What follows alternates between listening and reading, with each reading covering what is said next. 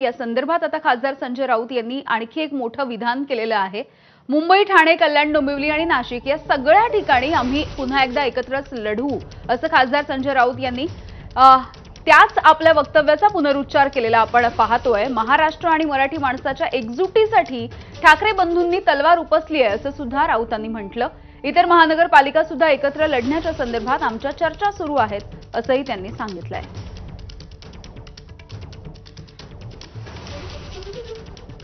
मुंबई महानगरपालिका ठाकरे बंधू एकत्र येऊन जिंकणार आहेत। माननीय उद्धव ठाकरे, माननीय राज ठाकरे। नाशिकमध्ये सुद्धा आम्ही एकत्र लढणार आहोत। ठाण्यामध्ये आम्ही एकत्र लढू, कल्याण डोंबिवलीमध्ये आम्ही एकत्र लढू। अशा अनेक महानगरपालिका आहेत मुंबईसह, जिथे आमची एकमेकांशी चर्चा सुरू आहे आणि माननीय उद्धव ठाकरे आणि माननीय राज ठाकरे यांची ताकद ही मराठी माणसाच्या एकजुटीची ताकद आहे आणि ती राहणार। आता कोणतीही शक्ती आली, अघोरी शक्ती आली तरी ही वज्रमूठ मराठी माणसाची तोडू शकत नाही। तर याचवरती आता महायुतीच्या नेत्यांनी नेमकं काय म्हटलंय बघूयात। ओतावळा नवरा गुडघ्याला बाशिंग, तसं संजय राऊत अधिकृत त्यांना केलंय का?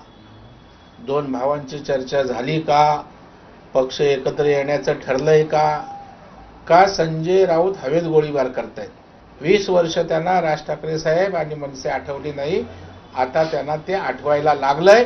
एवढी हतबलता संजय राऊत किंवा उबाटाची कधीच महाराष्ट्रानं पाहिलेली नाही।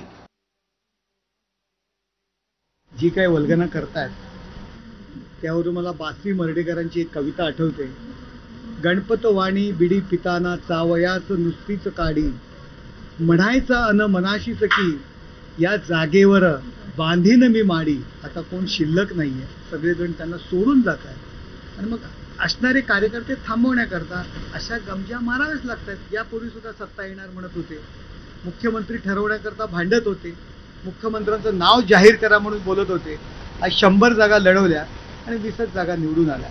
त्यामुळे संजय राऊत काय म्हणतात यावरती थोडं ते या राज्याचं राजकारण ठरणार आहे। MMR क्षेत्रामध्ये मुंबई असू द्या, ठाणे असू द्या, मीरा भाईंदर असू द्या किंवा पनवेल असू द्या, नवी मुंबई, सगळ्या कल्याण डोंबिवली सगळ्या महापालिकांमध्ये महायुतीची सत्ता येणार। कोणाला किती काय बोलू द्या, कोणी किती युती करू द्या, शेवटी महायुती ही भक्कम आहे आणि अशी भक्कम आहे की ज्या पद्धतीने 237 आमदार अपेक्षेपेक्षा जास्त निवडून आलेत, तशाच पद्धतीचे नगरसेवक MMR क्षेत्रातील सगळ्या महापालिकांमध्ये महायुतीचे निवडून येतील आणि आमचे महापौर बसतील। धन्यवाद।